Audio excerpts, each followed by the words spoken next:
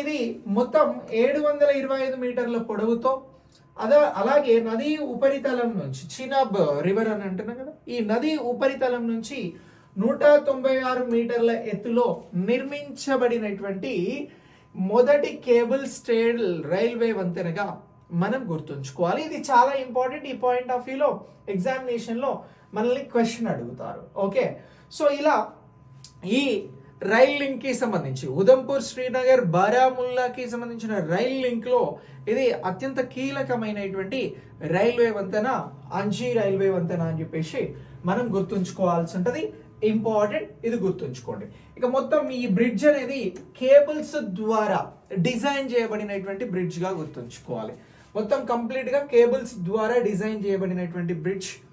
So ఈ bridge పైన 100 కిలోమీటర్ల వేగంతో రైళ్లు ప్రయాణించడానికి అనుకువగా దీన్ని డిజైన్ చేయడం జరిగింది అని చెప్పేసి గుర్తుంచుకోవాలి.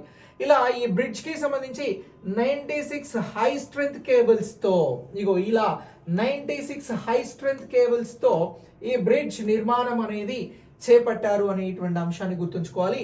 ఇక్కడ భూకంపానికి సంబంధించి, ఎర్త్ క్విక్ కి సంబంధించి జోన్ 5 లో సురక్షితంగా రూపొందించబడినటువంటి బ్రిడ్జ్ గా అంజీ బ్రిడ్జ్ లేదా అంజీ వంతెనను మనం గుర్తుంచుకోవాలి. ఇది దేశంలోనే మొట్టమొదటి కేబుల్ స్టేడ్ రైల్వే వంతెన అనేటువంటి అంశం మనకి ఎగ్జామినేషన్ పాయింట్ ఆఫ్ వ్యూలో ఇంపార్టెంట్.